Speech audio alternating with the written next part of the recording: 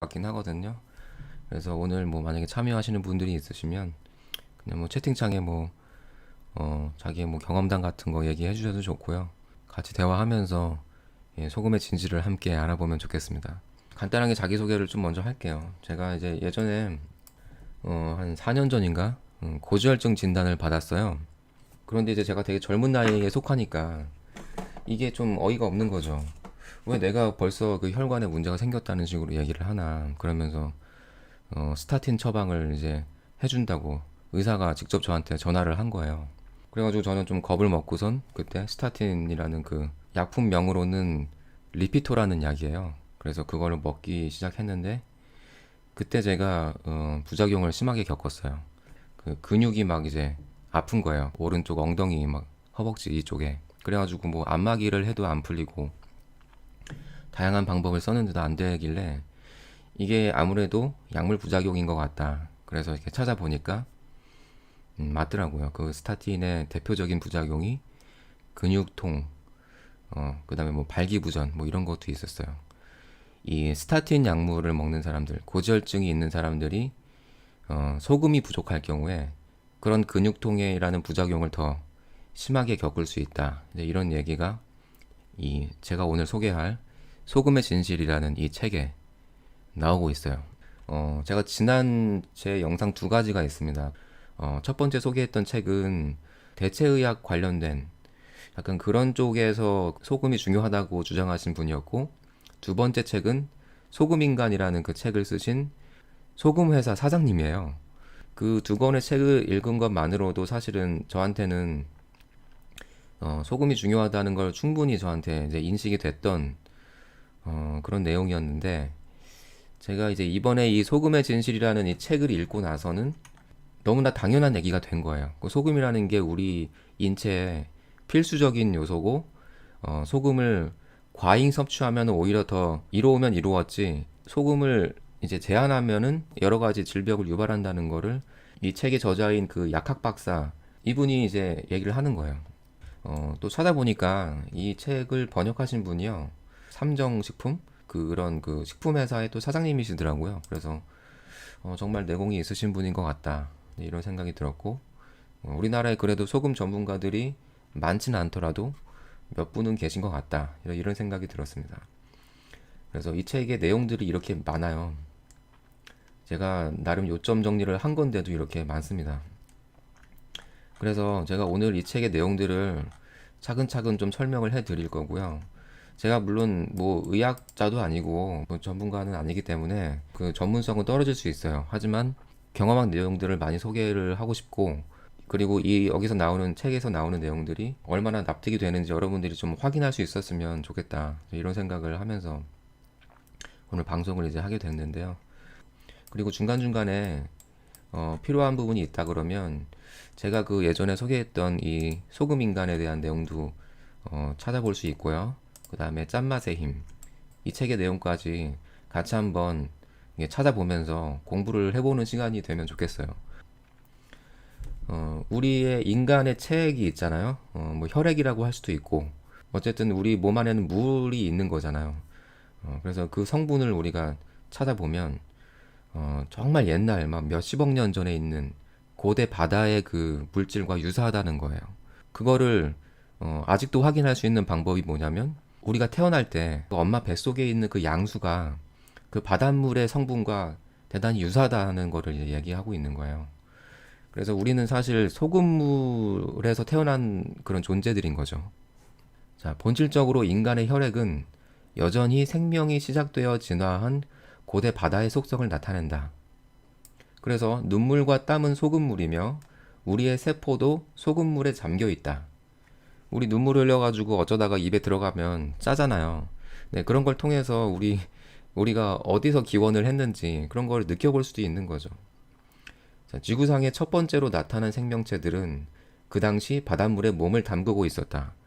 그 여러분 유튜브에다가 생물학, 뭐 물리학 이런 거를 이제 검색을 해보시면서 뭐 생명의 기원 이런 것들을 한번 찾아보세요. 그러면은 결국에는 우리의 존재가 수십억 년 전 바닷물에서 나온 그 단세포 동물, 생물체, 네, 그렇게 이제 간다는 거죠.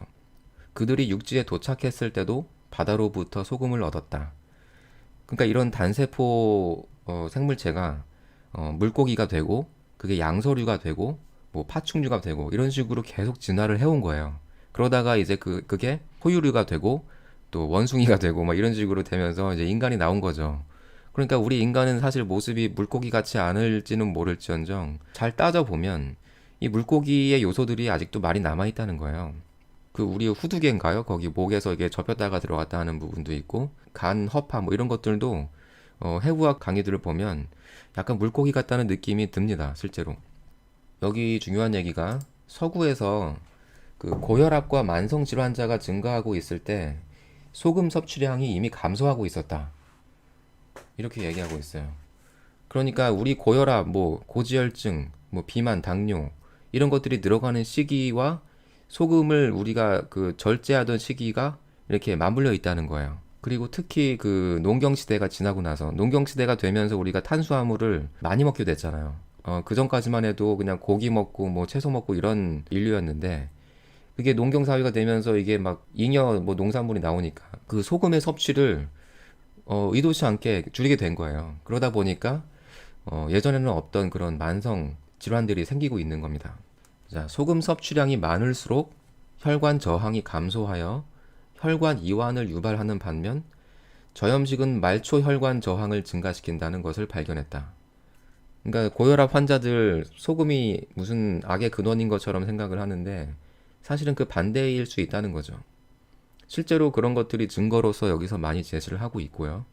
자, 그래서 인체는 피부에 상당한 나트륨을 비축량을 갖고 있는데 이는 탈수증을 예방하고 전염성 생물체의 피부 진입을 막는 데 도움이 되는 것으로 밝혀졌다. 자, 여기서 알 수 있는 게 전염성 생물체, 뭐 바이러스가 될 수도 있겠죠. 요즘에 뭐 코로나 유행이고 이런데 이 피부에 나트륨이 많아야지만 그런 것들을 막아낼 수가 있다는 거예요. 이 우리 몸의 나트륨 함량이 63에서 69g 정도가 인간이 생존하는 데 필요한 체내 총 나트륨의 최소 수준이다. 그런데 자꾸 나트륨을 제한하고 이러면은 몸에 이상이 당연히 생길 수밖에 없죠. 그 다음에 이제 이뇨제 같은 거. 사실 우리는 일상생활에서 이미 이뇨제를 먹고 있어요. 카페인. 요즘에 커피 진짜 너무나 많이 먹죠. 카페인은 천연 이뇨제처럼 작용을 하기 때문에 우리 몸에 물과 소금을 이제 빼내는 거죠. 커피를 습관적으로 먹는 사람들은 정 먹어야 되겠다 싶으면 소금을 그만큼 또 먹어줘야 되는 거죠. 안 그러면은 자꾸 소금이 빠져나가니까 이게 결국에는 막 뼈에서 소금을 막 빼내는 거예요. 그러면 어떻게 되겠어요? 뼈가 약해지고 뼈가 아프고 막 이제 쑤시고 뭐 골다공증 걸리고 이제 이렇게 되는 거겠죠. 어류의 아가미 기능. 이게 이제 신장과 매우 유사한 그런 조직이라고 하는데 그러면은 이제 소금이 너무 적으면 이 나트륨을 재흡수하거나 배설하게 되면서 전해질과 수분 균형을 이제 그런 유지가 깨지는 거죠. 그러니까 우리 인류가 소금이 부족하면은 식욕을 느끼도록 진화를 해왔다. 이제 그게 이제 고기가 땡기고 뭐 밥이 땡기고 이런 것들이 결국에는 소금이 모자라서 그렇게 되는 그런 가능성이 매우 높다는 거죠. 그런데 이제 소금을 안 먹고 그런 식으로 자꾸 이제 먹는 걸로 해결하려고 하다 보면 이게 살이 찌고 뭐 당뇨 생기고 이제 난리가 나는 거예요. 그 소금이 많이 함유돼 있던 그 타이거 너트라는 뭐 이런 게 있는데 이거를 막 씹어 먹어가면서 생존을 위해서 소금을 간접적으로 섭취를 해왔다는 거죠. 네, 이런 게 증거로 다 남아 있다는 얘기입니다. 동아프리카에 살던 그 인류들이 귀뚜라미를 많이 먹었는데 5마리당 152mg의 나트륨을 함유하고 있었다. 어쨌든 이런 식으로라도 나트륨을 섭취를 해왔다는 거죠. 나트륨 결핍이 되면요 동족끼리 잡아먹고 먹히는 뭐 이런 결과로 이어질 수 있다 이런 얘기가 나오고 있는데요. 이것도 제가 예전에 그 짠맛의 힘에서도 이런 비슷한 얘기가 나왔었어요. 그러니까 소금이 결핍이 되면은 사람들이 그 정신적으로 호전적으로 변한다 그래요. 그만큼 이제 생존의 위협을 느끼는 거죠. 벌써 그 우리 몸에서. 그렇기 때문에 막 싸우고 서로 막 헐뜯고 이런 현대 시대의 문제들이 나트륨 결핍과도 상당히 연결이 돼 있다고 저는 생각을 하는 거예요. 나트륨은 많이 안 먹고 당질은 엄청나게 먹잖아요. 뭐 젓갈을 먹는 그런 문화라든가 김치 짜게 먹고 이런 것들이 점점 더 줄어드는 경향이 있는 것 같고, 그 뭐 샐러드를 먹어도 안에다가 막 설탕을 뿌려 먹고 이제 이런 것들이 한국인들이 지금 요즘 현 시대에 분노 조절 장애 뭐 이런 것들이 생기게 하는 원인이 아닌가, 저는 그렇게 보고 있습니다. 그래서 정말 평화롭게 살려면 나트륨을 우리가 먹어야 돼요. 근데 억지로 먹을 필요도 없는 게 이따가 나오겠지만, 우리 몸에는 나트륨을 자동으로 조절하는 그런 장치가 이미 탑재가 돼 있는 거죠. 수억 년 동안 이미. 여기 뭐 호주 원주민들도 한 번에 뭐 2, 3kg의 고기를 섭취한 것으로 이제 추정을 하고 있는데, 그러니까 그 동물이 소금을 이제 먹는 거죠. 그러면은 그 동물을 우리가 죽여가지고 고기로 먹으면 그 고기에 있는 소금을 우리가 간접적으로 먹는 거예요. 네, 그런 식으로 이제 원주민들도 소금을 섭취를 해온 거죠. 그리고 뭐 로마에서도 이런 소금의 중요성. 그러니까 소금이 옛날에는 정말 귀해가지고 이거를 이제 거의 화폐처럼 이제 썼던 거잖아요.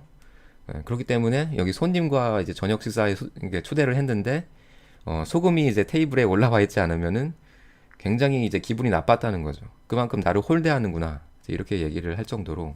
근데 지금도 서양 그런 식단에서는 그 테이블에다가 테이블 솔트라고 해가지고 이제 올려놓잖아요. 이런 것들이 그런 이제 역사가 좀 이제 전해져 오는 게 아닌가. 근데 우리나라는 소금 잘 안 넣는 것 같아요. 설탕을 넣었으면 낫지.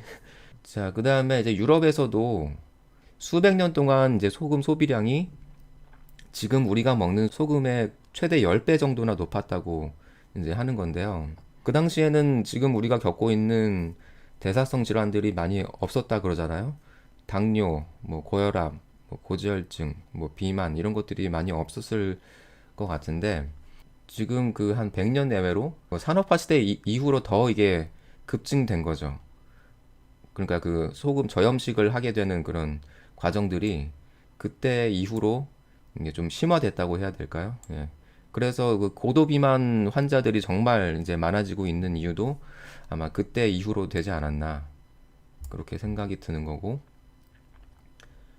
자, 여기 이제 그 소금과 우리의 생식력과 엄청나게 관계가 크다, 이제 이런 얘기들도 계속 반복이 되고 있어요. 이 짠맛의 힘에서도 그런 얘기가 나왔었거든요. 소금이 함유된 물을 마시는 동물들은 더 일찍 짝짓기를 할 수 있다. 그래가지고 의도적으로 동물한테 소금을 못 먹게 하잖아요. 그러면은 생식 능력이 떨어진다 그래요. 그거는 이제 거의 모든 동물이 해당되는 것 같더라고요.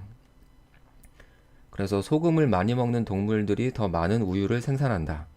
자, 저염식은 동물과 인간, 남성과 여성 모두에게 자연적인 피임약의 기능을 한다.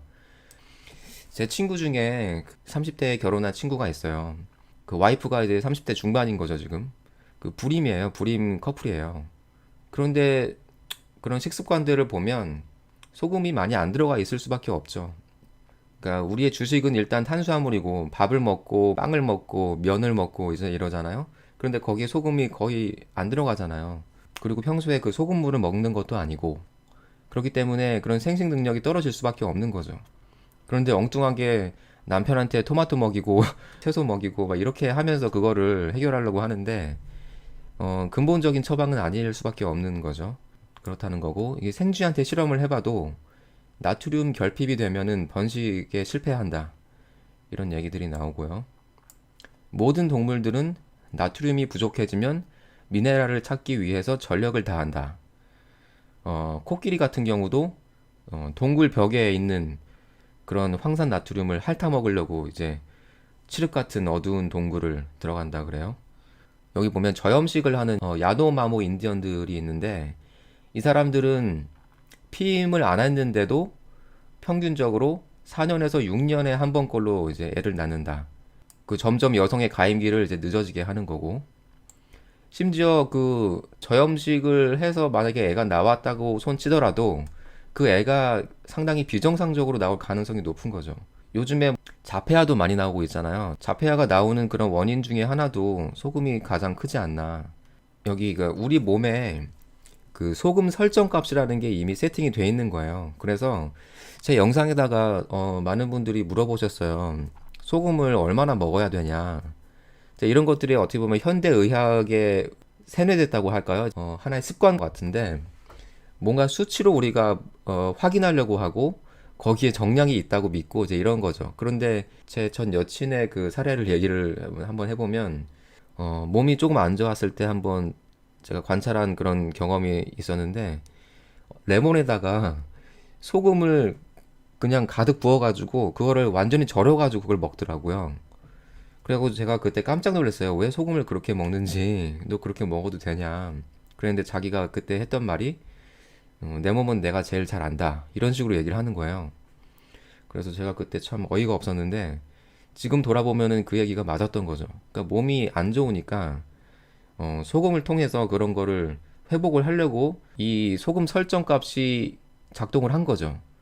근데 그 친구는 그런 것들이 이제 본능적으로 그렇게 살아왔기 때문에 자기한테 얼마만큼의 소금이 필요한지 그런 식으로 이제 느낌으로 알면서 섭취를 해왔던 거고 실제로 우리 인간이 이제 소금을 섭취를 할 때 그런 식으로 그냥 먹으면 되는 거죠. 그래서 많은 분들이 저한테 뭐 하루에 몇 그램을 먹어야 돼요, 뭐 이런 거 물어보셨지만 결국에는 자기가 실험하면서 느껴가면서 할 수밖에 없는 것 같아요. 저 개인적으로는 몸에 좀 통증이 있을 때, 피곤할 때, 이럴 때는 의도적으로 소금을 더 먹거든요. 그리고 며칠 전에 제가 등산을 갔는데 등산을 하면서도 소금물을 이제 먹었고 왜냐면 땀이 더 많이 나오기 때문에 그만큼 소금을 보충을 해줘야지만 유지가 되는 거죠, 체력이. 체내 소금이 적절한 균형이란 우리 몸이 생리적 상태를 안정된 범위 내로 유지하는 평형 상태를 말한다. 그래서 설사, 구토, 땀 흘림 이런 것들이 이제 소금 부족을 초래하기 때문에 소금을 좀 의도적으로 먹어주면 좋다. 이렇게 얘기를 할 수 있죠. 여기 나트륨 과잉이라는 표현이 나와요. 그러니까 나트륨은 사실 많이 먹어도 크게 해로울 게 없다는 얘기를 하는 거예요. 오히려 그런 것들이 몸에서 잘 조절을 해서 배출할 건 배출하고 몸에다가 이제 보유할 건 보유하면서 또 수분도 잡아두고 그렇게 되면서 몸매도 되게 좋게 유지를 해주는 거예요. 그러니까 이제 다이어트 하시는 분들 자꾸 뭐 막 안 먹는 게 다가 아니라 안 먹는 동안에라도 소금만큼은 먹어야 되는 거죠. 그렇게 하면서 몸의 볼륨이 좋아지고 조금 더 성공적인 다이어트를 할 수 있는 거겠죠. 과잉된 부분은 소변으로 이제 배설하고 혈중 나트륨의 수치를 유지한다. 세포 손상을 방지하는 거. 네, 이게 이제 제가 그 지난 짠맛세임에서 많이 흥분을 해서 얘기했던 내용이기도 하죠. 제가 이제 여드름이 많았기 때문에 어렸을 때 이런 게 성인이 돼서도 잘 없어지지 않고 상당히 오래됐었는데 불과 진짜 작년까지만 해도 저는 잊을만 하면은 얼굴에 뭐가 이제 올라오고 막 그랬었어요.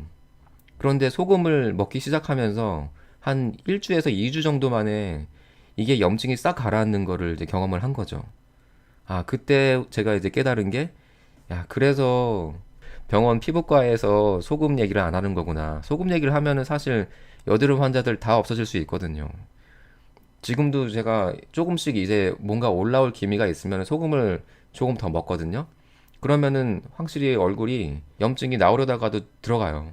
소금의 역할을 이제 몸으로 체험했다는 거는 제 인생에서 정말 중요한 경험이었던 것 같고, 사실 이거를 머리로만 아는 거는 큰 의미는 없는 것 같아요. 왜냐하면 자기가 몸이 아프면요, 귀가 얇아질 수 있고, 그리고 뭔가 권위 있는 사람들의 얘기에 귀를 기울이게 되죠. 병원 의사한테 저염식해라 뭐 이런 얘기를 들을 수 있는 거고, 자기보다 똑똑한 사람이 저염식해라 그러면은 또 그게 또 맞는 말인 것 같고. 그러니까 자기 몸으로 느끼는 게 진리가 아니라 다른 사람이 얘기하는 거 이제 의지하게 되는 그런 게 이제 몸이 아프면은 그런 일들이 벌어지는 것 같습니다. 그래서 뭐 피부병이 있으신 분들 소금은 정말 필수적으로 먹어야 된다. 이렇게 생각을 합니다. 자, 그 다음에 이 정제된 음식, 그 중에서 제가 정말 이 담배 이상으로 나쁘다고 생각할 정도의 이 물질이 바로 설탕인데요. 우리가 끊어야 되는 거는 소금이 아니라 사실은 설탕인 거죠, 설탕. 요즘 현대 시대에 악의 근원인 것 같아요, 제 생각에는.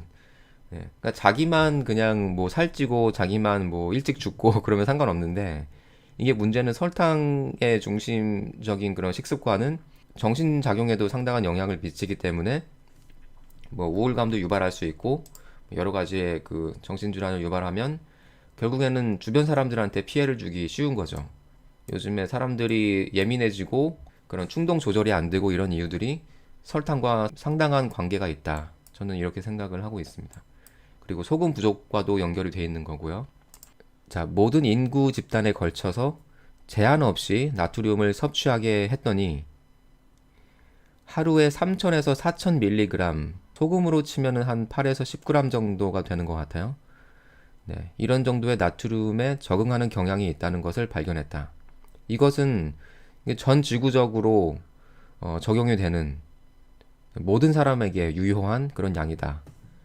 그래서 정상 혈압을 가진 사람들이, 이것도 문제가 많죠, 사실. 이게 혈압의 그 정상 수치가요, 이게 시간이 지날수록 계속 내려가고 있어요. 그러면 좋은 사람들은 누구죠? 병원이죠. 이거보다 높으면 높을수록 약을 처방하기도 좋고 돈은 더 벌고 이제 이런 거기 때문에 이 수치라는 거에 우리가 속으면 안 된다고 저는 생각을 하고요.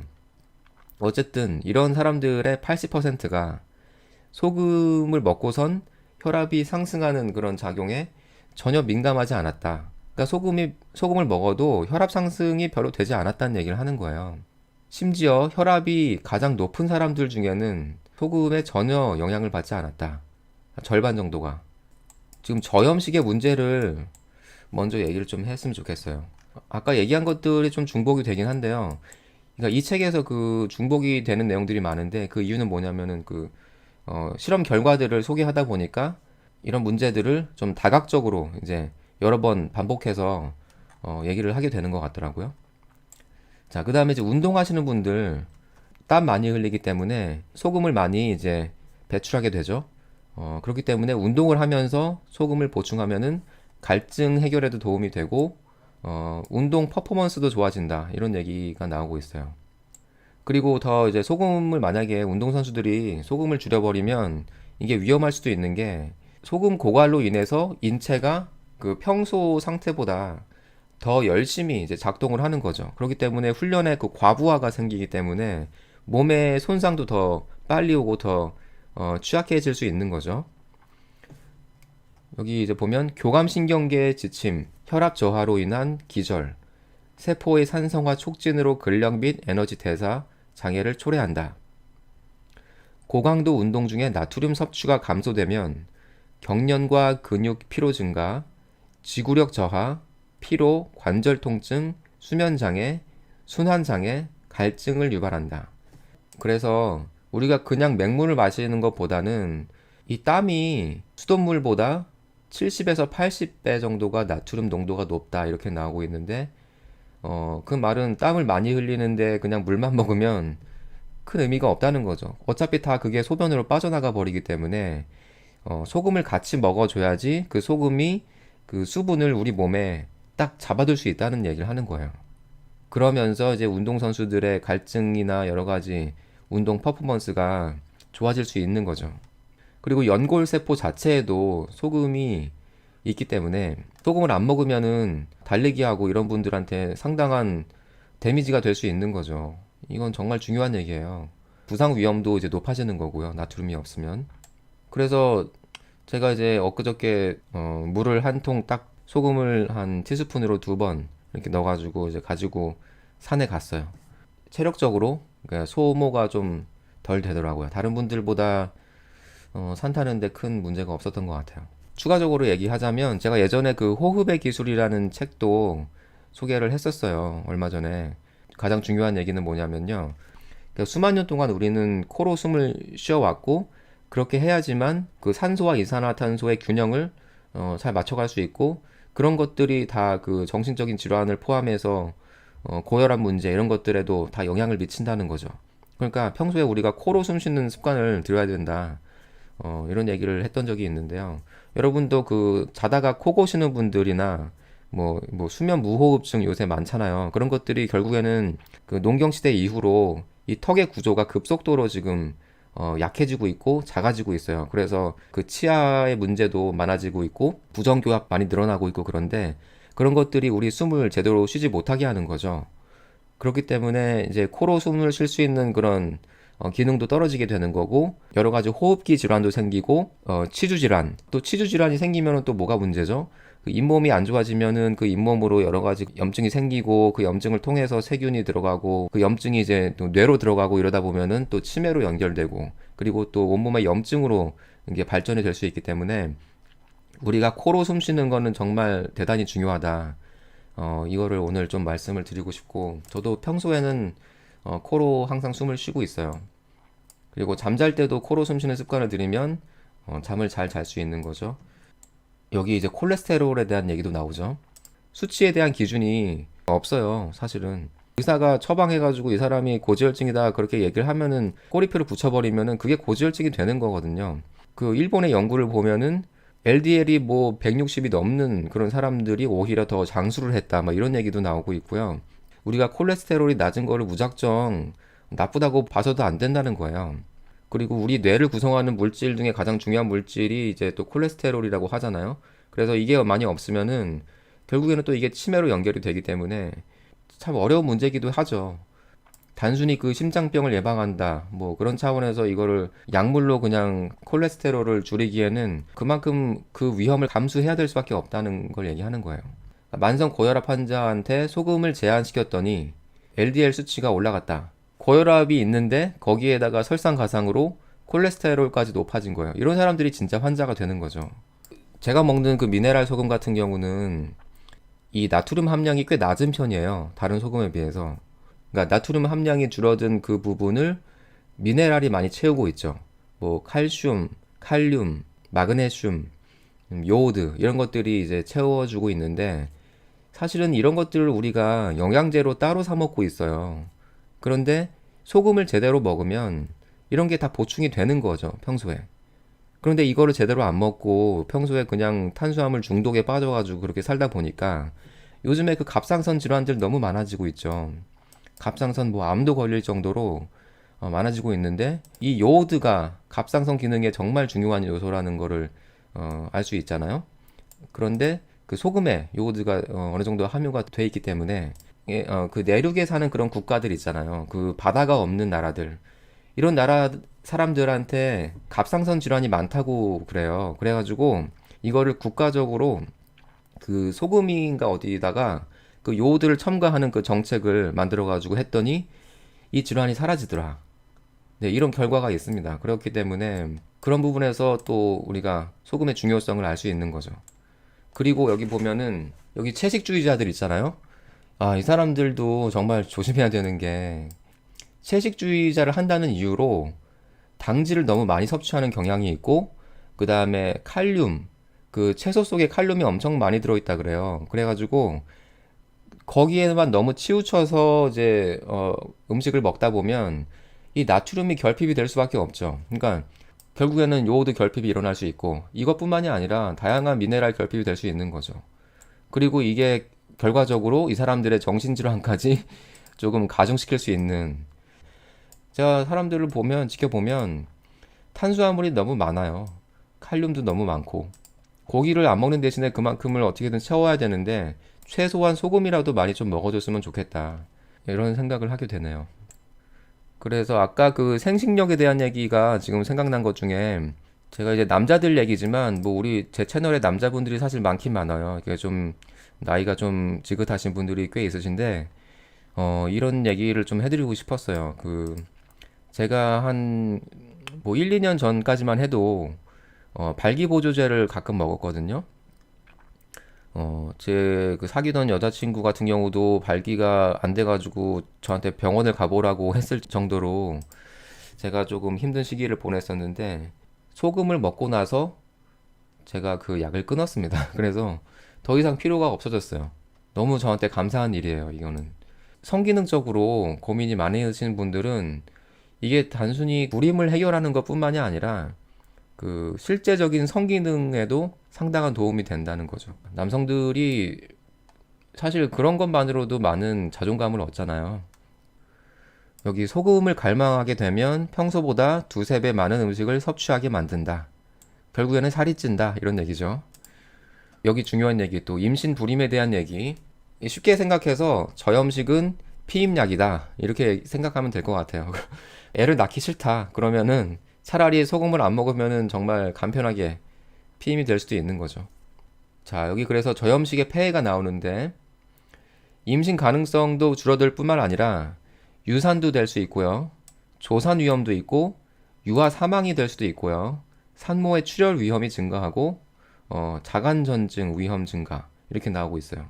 그리고 비만, 인슐린 저항성, 고혈압 및 신장 기능 손상의 위험 증가, 만성 소금 갈망자 중독자가 될 수 있는 저체중 아기 출생의 위험이 증가한다. 그러니까 애가 무슨 죄가 있어가지고 소금 갈망한 상태의 그런 체질로 태어나면 안 되잖아요. 저염식을 하면 이 신장의 여과율을 감소시켜서 그래서 인체의 질소 보유량이 증가하고 체액과 호르몬 및 전해질의 불균형 상태인 요독증을 유발한다. 이게 심하면은 죽음을 초래하는 그런 결과까지 생긴다는 거예요. 그러니까 여러분 그 소금 적게 먹는 게 이게 그냥 웃을 얘기가 아닌 거예요. 자, 그다음에 그 혈액 투석 환자들 소금 배출이 많았기 때문에 소금을 섭취하는 것이 도움이 된다. 자, 간이 안 좋으신 분들도 소금을 먹어야 되는 이유가 저염식을 하면은 혈액 순환이 감소하고 간으로의 혈액 흐름이 이제 감소하게 되고 그러면 인슐린을 분해하는 간의 능력이 방해를 받고 그러면 인슐린 수치가 또 증가하고 그러면 어떻게 되겠죠? 뭐 당뇨 생기고 뭐 난리가 나는 거죠. 자, 소장 대장. 그다음 이거는 이게 점막 같은 경우가 정말 중요한 게 피부 질환과도 연결이 돼 있잖아요. 그래서 제 생각에는 아토피 질환이 있으신 분들, 그 어린애들 요즘에 많은데 그런 애들한테 소금을 많이 먹이면은 도움이 되지 않을까 이 생각이 드네요. 네, 어렸을 때부터 소금 먹는 습관을 많이 들여야 된다고 생각을 하고 요즘에 그 어린애들 보면은요 학생들 살이 너무 많이 쪘어요. 그러니까 소금을 많이 안 먹는다는 생각이 들고 평소에 그 탄수화물 중심의 식사를 많이 하지 않나 이 생각이 들더라고요. 자, 심장의 경우, 심장 같은 경우는 그 암이 걸리지 않는 거의 유일한 장기로 알려져 있어요. 그런데 소금을 제한해버리면 이 심장 박동수가 증가하면서 혈액과 산소 순환을 감소시키고 산소의 필요성을 증가시킨다. 그러면은 심장마비 위험이 증가한다. 그러니까 심장의 기능을 떨어뜨리는 거죠, 이게. 심장 질환은 소금 소비의 증가와 비례하지 않는다. 오히려 반비례 관계에 있다. 이 심장이라는 게 옛날 말로 염통이라 그래요. 염통의 그 염자가 소금 염자라 그러네요. 그래서 암에 걸리지 않는 게 아닌가. 이런 얘기를 했던 게 이 소금인간이라는 책에 나와 있어요. 저는 이분 책을 보면서 많이 감동을 했어요. 정말 우리나라의 소금 전문가 중에 아마 손꼽히는 분이 아닌가 이 생각이 들었고요. 여기서 나오는 미네랄 소금을 먹고 있지만 정말 감사하게 생각을 합니다. 이 회사에서 나온 소금 덕분에 여러 가지 질병을 많이 예방하고 있는 것 같고 앞으로도 그럴 것 같고 다른 사람들이 돈 벌어 가지고 병원에 바치는 돈을 저는 미리 좀 많이 벌었다 그렇게 생각을 하고 있어요. 불과 며칠 전에 제가 등산 모임에 그 소위 말하는 건강에 관심이 많다는 사람들을 만났는데도 그 사람들조차 소금이 나쁘다고 생각을 하더라고요.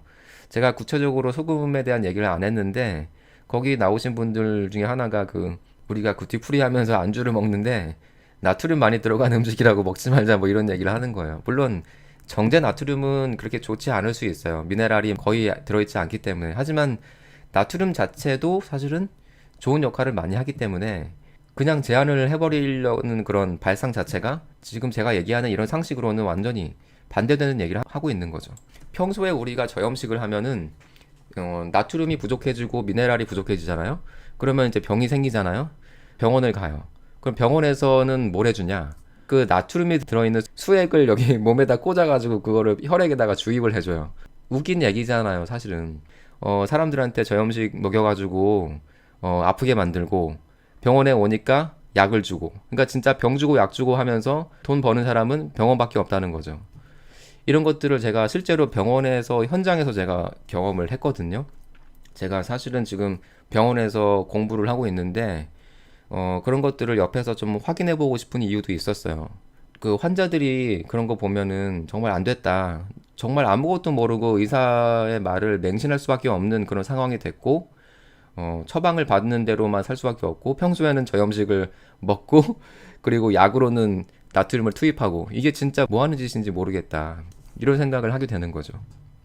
우리 뇌에도 소금이 정말 중요하다는 얘기가 나오고 있는데 이 얘기가 사실은 그 짠맛의 힘이라는 이 책에서 좀 더 이해하기 쉽게 나온 것 같아요. 왜냐하면은 여기서 했던 얘기가 뭐냐면요. 이 짠맛이라는 거, 그리고 소금이라는 게 우리의 몸의 흐름을 부드럽게 하고, 그리고 이제 설탕 같은 경우는 우리의 몸을 이제 경직되게 하고 그런 역할을 한다는 거죠. 그렇기 때문에 우리가 설탕을 많이 먹기 때문에 사람들이 상당히 긴장돼 있고 싸우고 뭐 호전적이고 이런 것들이 소금을 먹음으로써 온화해지고 부드러워지고 이제 네, 그런 원리들이 이 책에 자세히 나와 있어요. 그래서 네, 정말 좋은 책이라고 생각을 하고 소금을 따로 파시는지는 모르겠는데 그런 내용을 소개해 주신 것만으로도 우리 대중한테 정말 많은 기여를 했다. 그렇게 생각이 듭니다. 자, 여기 라트비아라는 나라에서 보니까 소금 섭취량이 일본의 절반밖에 안 된다 그래요. 알아보니까 사망률이 10배 이상 높다. 저염식은 인슐린 신호 전달 체계를 손상시키고 고염식은 향상시킨다.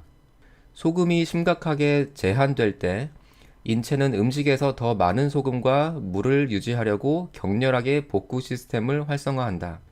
그래서 고혈압 환자한테 소금을 제한하면 오히려 혈압이 상승할 수도 있다.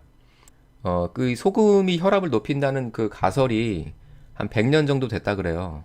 그래서 여기 1904년도에 이제 이 프랑스의 과학자가 발견한 이런 내용들인 건데 단지 6명의 환자로부터 그거를 실험을 한 거를 이 소금이 혈압을 올린다. 이런 가설로 이제 이게 전 세계에 퍼진 거예요. 그래가지고 모든 사람들이 거의 진짜 뭐 소금을 뭐 악의 근원처럼 믿게 된 거죠. 선입견이라는 말 있잖아요. 선입견. 그러니까 먼저 들어온 정보가 견해가 된다. 그렇기 때문에 한번 사람들이 그 정보를 믿게 되면 그거에 반대되는 그런 정보를 누군가가 제시했을 때 자기의 어떤 존재성을 지키기 위해서 상당히 거부를 하죠. 기분 나빠하고. 그렇기 때문에 정말 이 자기한테 처음 들어오는 정보가 자기의 인생을 좌지우지할 정도로 정말 중요하다고 이제 생각을 하게 되고요. 소금 같은 경우는 정말 그래서 안타까운 부분이 많죠. 그 신체 생활에 중요한 물질인데 그거를 완전히 거꾸로 알고 있기 때문에 사람들이 문제가 많다고 보고 있습니다. 한편으로는요, 제가 이런 얘기들을 그냥 막 공개를 해버리면 그 의료 산업계나 뭐 여러 가지 영양제 산업이나 이런 데 타격을 줄 수도 있잖아요. 그렇기 때문에 이런 얘기를 꼭 해야 되나 이런 생각까지 들었어요. 왜냐면 나만 그냥 건강하면 되지 굳이 돈 잘 벌고 있는 사람들한테까지 이렇게 이게 상도가 아닐 수도 있겠다. 이런 생각이 들 정도로 정말 중요한 얘기를 하고 있는 거죠. 그러니까 약간 천기누설 같은 얘기를 하고 있는 거예요. 아, 제가 이것도 중요한 얘기일 수 있는데 한 1년 전? 그때까지만 해도 저혈압에 가까웠어요. 그러니까 그 수축기 혈압이 한 90 정도 나왔던 걸로 기억하거든요. 90대. 그래가지고 약간 어지러움도 있었던 것 같고요. 뭔가 기운이 좀 없었던 것 같은데 제가 요즘에 혈압을 재봤어요. 최근에. 그런데 조금 놀랬던 게 혈압이 110대로 이제 올라간 거예요. 이게 아마 나의 그냥 최적의 혈압인가 이제 이런 생각이 좀 들더라고요. 왜냐면 그러면서 피곤함이나 어지럼증 이런 것들이 사라졌고 체력적으로도 좀 좋아진 것 같고 그렇기 때문에 아니면 뭐 나이가 조금 먹어서 그런 건지는 모르겠지만 어쨌든 혈압이 예전과 좀 많이 달라졌다는 거. 이런 것들이 이제 소금에 아마 작용이 아닌가 이런 생각이 좀 들더라고요. 그래서 소금을 먹어서 혈압이 오른 케이스긴 하죠, 저 같은 경우는. 그런데 여기 보면 저혈압인 사람들한테 소금 섭취를 늘리니까 쇼크 증상이 즉각적으로 개선됐다. 그러니까 평소에 혈압이 낮아가지고 좀 힘이 없고 빈혈기 있고 이런 사람들은 소금을 좀 먹어줘야 된다는 거죠. 그리고 상당한 양의 질소 보유와 저염식이 요법으로 적어도 고혈압 환자 2명이 요독증으로 사망했다. 이게 어떤 실험 결과를 이제 써놓은 거예요. 자, 그다음에 이제 당뇨 같은 경우 이것도 사람들이 어려워하는 그런 문제죠. 높은 인슐린 수치는 신장에 의한 나트륨의 재흡수를 자극한다. 당뇨 환자들은 소변으로 정상적인 양의 소금을 배출하는 것이 아니라 몸속에 소금을 붙잡고 있는 것이다. 이게 이제 필사적으로 이제 붙잡고 있는 거죠. 인슐린 의존성 당뇨병 환자들은 성장 호르몬 순환 수치가 높았으며 이 또한 나트륨의 재흡수를 증가시키는 것으로 밝혀졌다. 그래서 당뇨 환자들한테 더 높은 나트륨 식단을 시행하니까 인슐린 반응이 개선되더라. 이런 실험 결과가 나오고 있습니다. 자, 비만. 이거 여성분들이 정말 관심을 많이 가지시는 부분이죠.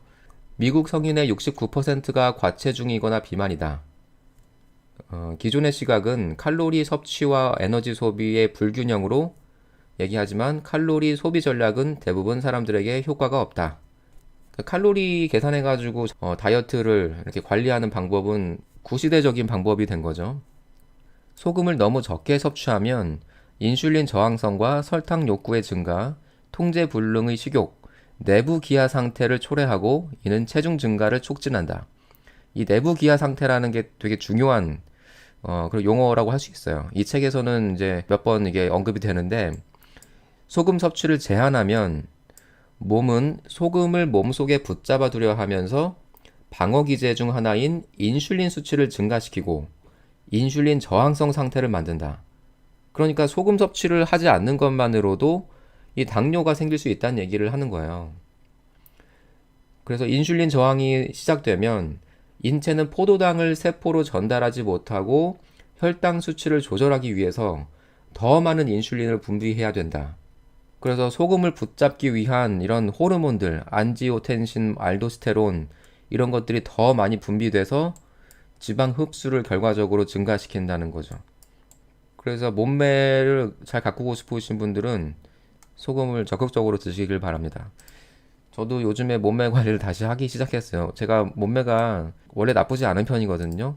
그런데 이제 살이 빠지면서 조금 이제 빈약해 보이는 문제가 있었던 건 있는데, 그래서 이제 다시 운동을 시작했고, 간헐적 단식 같은 경우도 간헐적 단식을 하면서 소금 섭취를 같이 제한을 했기 때문에 몸무게가 좀 정상 체중이 안 됐던 경향도 있는 것 같아요. 어쨌든 요즘에는 많이 이제 몸이 다시 예전 상태로 회복이 되고 있습니다. 그래서 운동도 조금 더 많이 하는 편이고 활력이 좀 많이 생기는 것 같아요.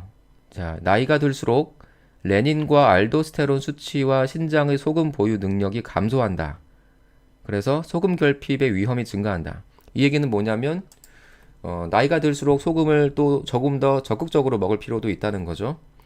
저희 아버지 세대가 모르겠어요. 다른 분들은 모르겠는데 저희 아버지 같은 경우는 되게 짜게 드세요. 그거를 지금 생각해 보면 예전에는 좀 제가 안 좋아했거든요. 왜 저렇게 몸에 안 좋게 드실까 이런 생각을 했는데 지금은 그게 생각해 보면 맞는 얘기였던 거죠.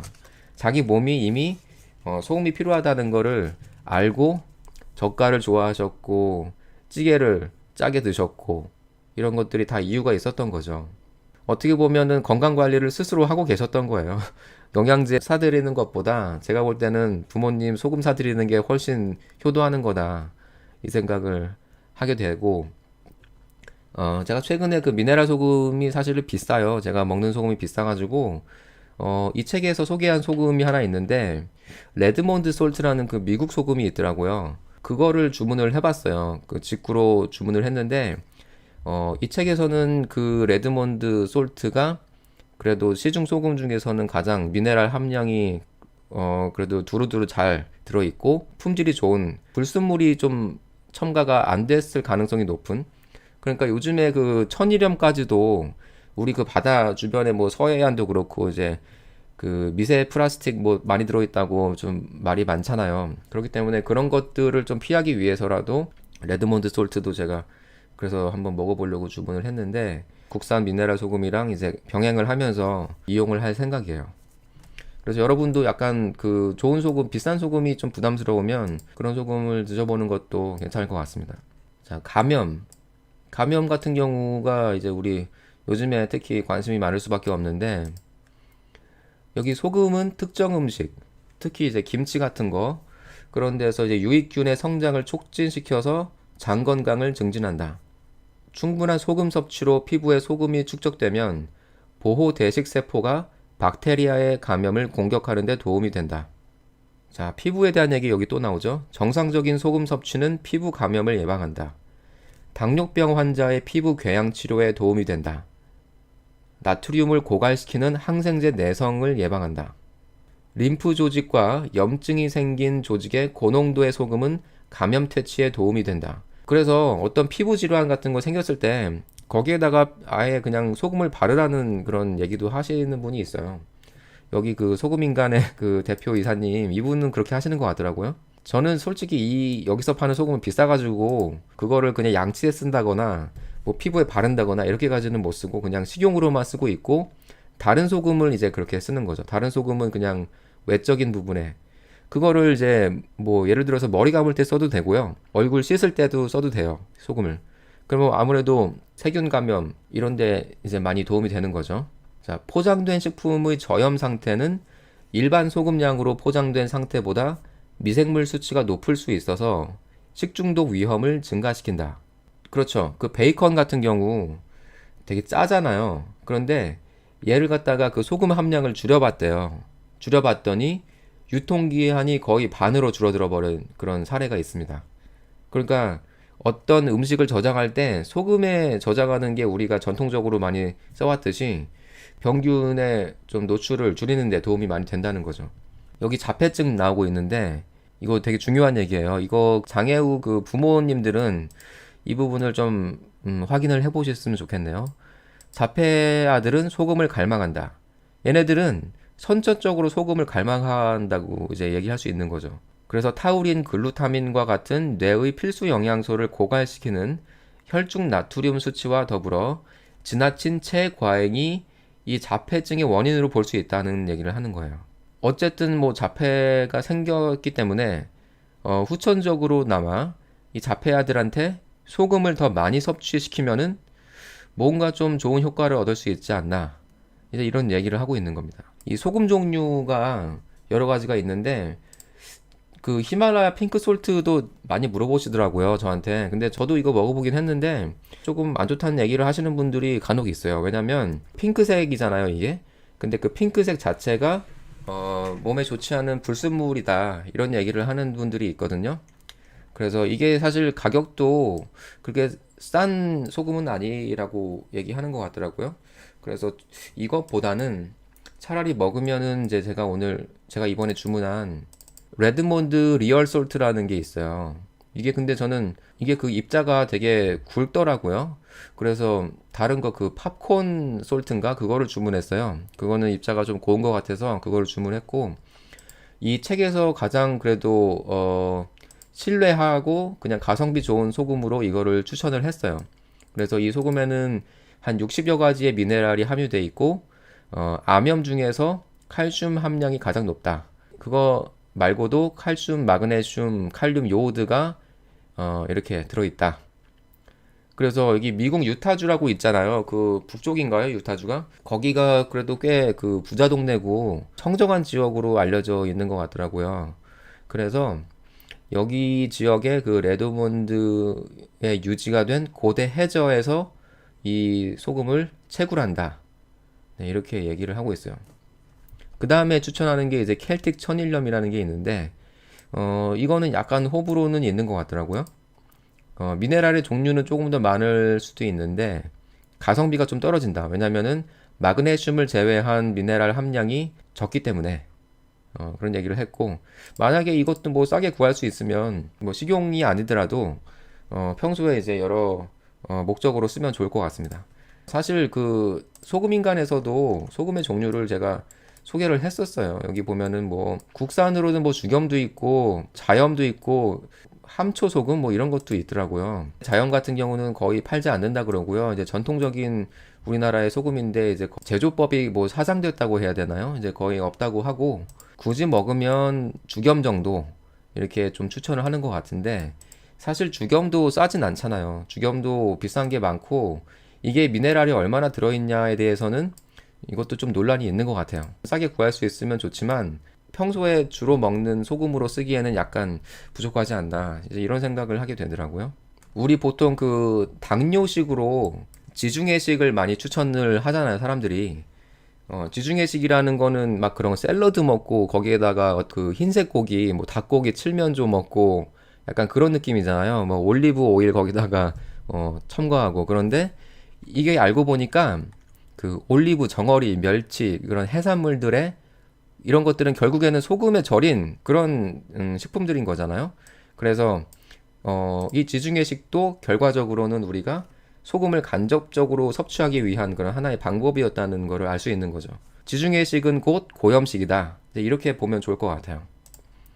그래서 뭐 견과류, 피클, 독일식 김치, 독일에 김치가 있나요? 뭐 모르겠는데 어쨌든 뭐 해산물, 조개류 이런 것들 전부 나트륨이자 미네랄 공급원이다.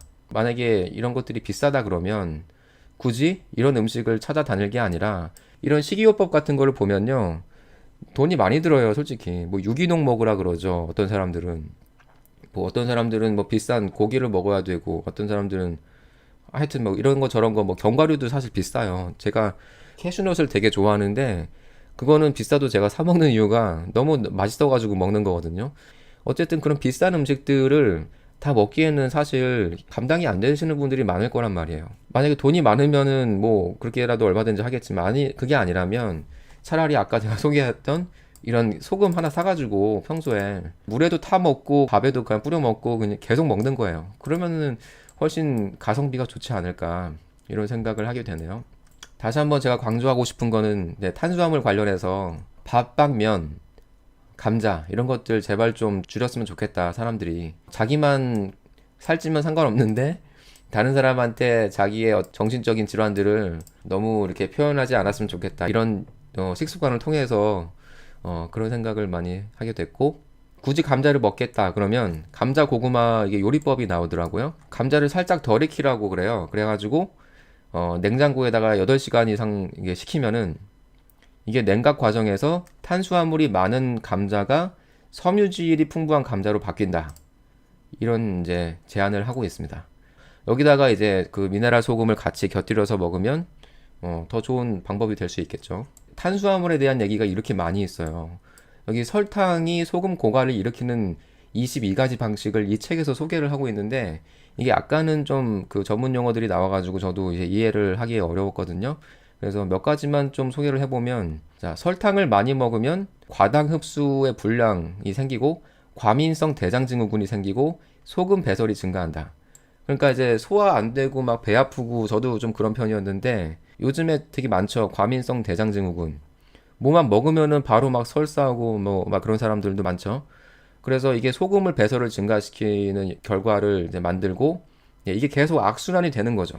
설탕은 진짜 많이 먹는데 소금은 또 안 먹고 이러기 때문에 이런 현상들이 일어난다. 그 다음에 이제 설탕을 먹고 신장의 재흡수 능력이 손상된다. 그러면은 신장은 소금을 낭비하게 되고 반복이 되는 거예요. 그러면 신장에 무리가 가겠죠. 그 다음에 설탕을 먹으면 이제 고지혈증. 고지혈증이라는 거는 말하자면 혈관에 염증이 났기 때문에 혈관의 그 염증을 치료하기 위해서 간에서 그 콜레스테롤을 더 많이 만들어내는 약간 그런 작용이라고 알고 있거든요. 그런데 이제 설탕을 먹으면은 가중되는 거죠. 고지혈증이 더 이제 심화가 되는 거죠. 설탕 때문에. 그러니까 설탕뿐만 아니라 그 밥빵면 탄수화물이 다 어떻게 보면은 공범인 거예요. 그래서 결과적으로 삼투성 이뇨 이 배설, 나트륨이 이제 배설이 돼버리는 거고 이 저나트륨 혈증이 일어나는 겁니다. 그래서 포도당 수치가 조절되지 않을 때 소변을 통한 나트륨이 제거가 된다. 자, 설탕이 당뇨병을 이제 유발하고 당뇨병 이제 치료제를 먹고 그러면 이제 나트륨 제거가 되고 몸에서 나트륨이 이제 제거가 되는 거죠. 그러면 저나트륨 혈증 위험이 증가한다. 그래서 인슐린 수치가 감소하는 거고 나트륨 제거가 이제 많이 되는 거고 항이뇨성 호르몬 분비가 증가한다. 난리가 난 거죠.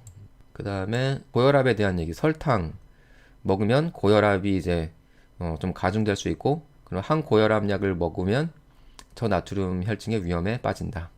그 다음에 설탕에서 이제 비만으로 연결이 되고 그래서 이제 다이어트를 이제 하게 되면은 운동량이 증가하니까 나트륨이 빠져나가는 거죠. 그러면서 소금이 고갈되고 그런 식으로 몸이 그러니까 약간 비정상화되는 거죠. 그러니까 다이어트를 해가지고 큰 의미가 없는 이유가 이런 식으로 해서 의미가 없는 이유가 아니 겉보기에는 그냥 괜찮아 보이는데 사람이 메가리가 없잖아요. 그러면은 무슨 의미가 있겠어요? 에너지가 있고 이래야지 살을 빼도 사람들하고 좀 어울리려고 그러는 면도 있는 거니까 소금을 같이 먹어줄 필요가 있다는 거죠. 자, 설탕. 결국에는 이제 염증을 일으키는 거고 산화 스트레스를 만들고 세포를 손상시키고 높은 인슐린을 만들고 그게 이제 암으로 발전할 수도 있는 거죠. 그다음에 혈액 내 나트륨 농도를 이제 낮추게 되고, 그러면 이제 항암제까지 쓰게 되고, 그러면은 신장은 소금을 낭비하고, 여기저기 다 이제 문제가 생기는 거예요.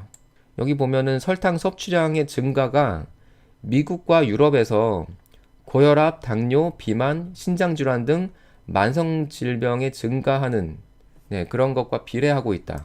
참 저는 안타까운 부분 중에 하나가, 사람들이 평소에 이렇게 설탕, 밥방면 그렇게 막 과식을 하고 그거 몸 좋아진다고 영양제 따로 먹고 진짜 그런 행동을 하고 있다는 게 안타까운 경우가 많죠. 지금 심지어 제가 병원에도 가보면요, 환자들까지도 저렇게 그냥 평소에 먹고 싶은 거 다 먹고 그렇게 아파가지고 막 통증 주사 맞고 그런 거 나트륨 수액 받고 이제 그렇게 살아간다는 거죠. 죽을 때까지. 그래서 지금 이제 100세 시대라고 하는데 저는 그렇게 생각을 해요. 그러니까 자기 몸을 자기가 스스로 공부해서 적용을 해야 되고, 스스로 느껴가면서, 특히 소금 같은 경우는 그 인체에는 소금 자동 조절 장치가 있기 때문에 그런 것들을 스스로 느껴가면서 조절을 할 필요가 있고, 지금 이제 같은 나이대라고 하더라도 그 신체 나이가 너무 극명하게 갈리는 것들을 우리가 일상생활에서 확인할 수가 있잖아요. 어떤 사람은 뭐 한 40대, 50대인데도 막 20대처럼 보이고, 사실 제가 좀 그런 편이거든요. 그리고 어떤 사람은 20대, 30대인데도 막 머리 다 빠지고 배 나오고 그런 사람들도 너무 많죠. 제 친구들만 해도 그런 친구들이 대다수고요. 그런 거 보면 참 안타까운 부분이 많습니다. 그래서 우리가 어차피 100살은 살긴 살 것 같잖아요. 그렇기 때문에 이거를 누워서 100살까지 가느냐, 걸어서 또는 뛰어서 100살까지 가느냐, 이 차이가 될 수 있다는 거죠. 그러면 어차피 오래 살 거면은 건강하게 사는 게 좋지 않을까.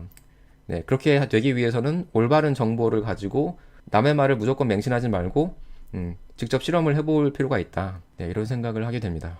자, 내부 기하 상태라는 거 아까 잠깐 언급을 했는데요.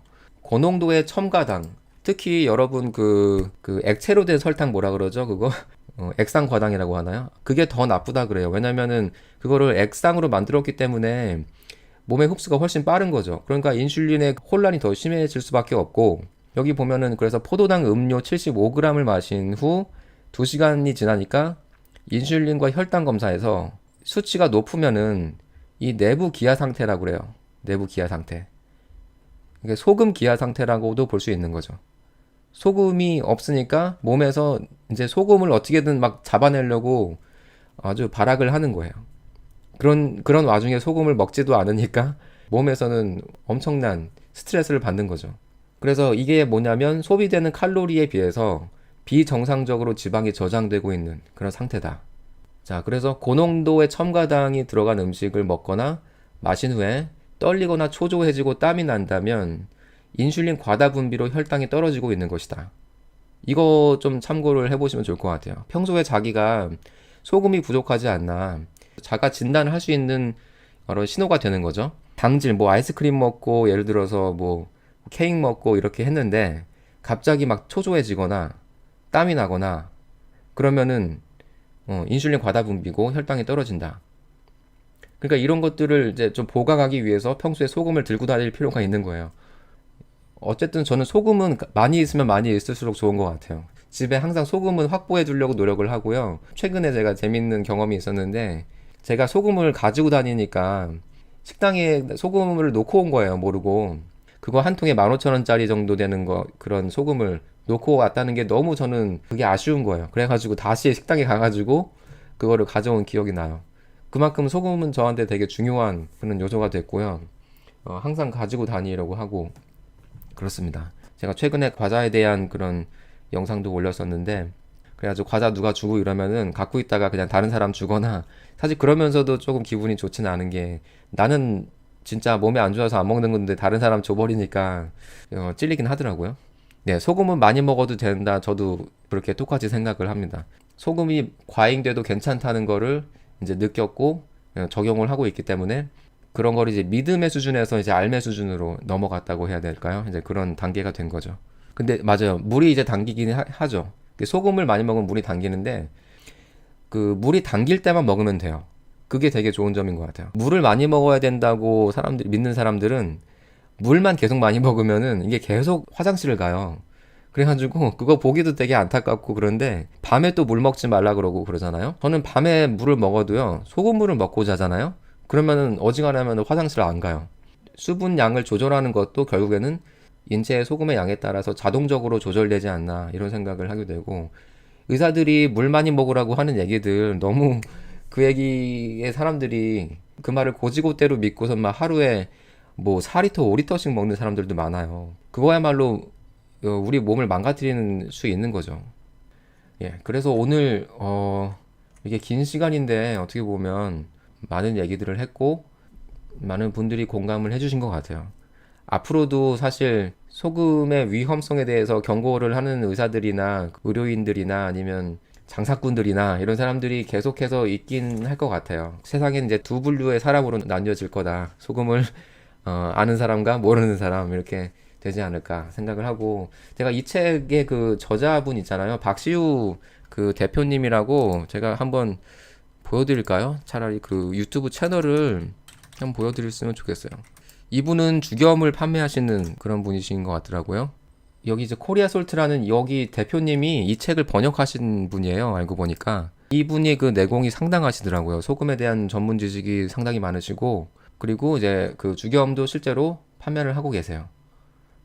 삼정식품인가 거기 이제 대표님으로 계시고, 여기 막 소금과 섹스 이런 얘기도 나올 정도로 중요한 얘기를 하는 거죠. 우리 그 생명체는 정말 중요한 물질이다.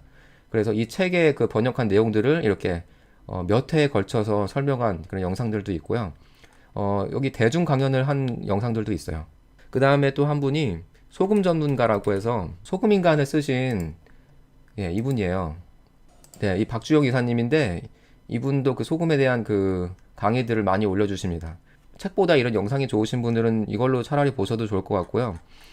책을 한번 읽어보셔도 좋아요. 그 소금인간. 네, 그 책에 정말 좋은 얘기들이 많이 나오거든요.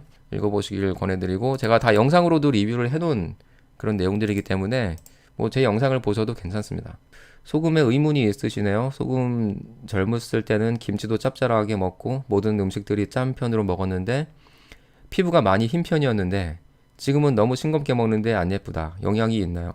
네, 오늘 한 얘기가 다 그런 얘기들인 거죠. 결국에는 피부에 소금이 가장 축적이 돼야지만이 균형을 유지하는 거죠. 말하자면 피부의 균형을. 제가 이제 피부 질환에 대한 호전을 제대로 느낀 장본인이기 때문에 소금을 제대로 좀 섭취를 해보시면 좋을 것 같아요.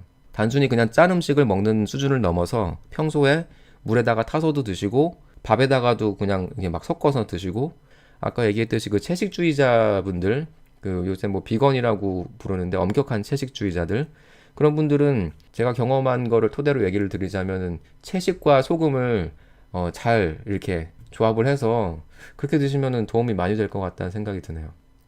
그리고 단백질도 사실 고기를 안 먹더라도 다른 방법으로라도 같이 보충을 해주는 게 좋겠죠. 근데 채식하시는 분들은 단백질이 의외로 좀 부족할 수 있기 때문에 그 부분은 좀 신경을 써야 될 것 같다는 생각이 듭니다. 그래서 오늘 이렇게 참여해 주셔서 너무 감사하고요.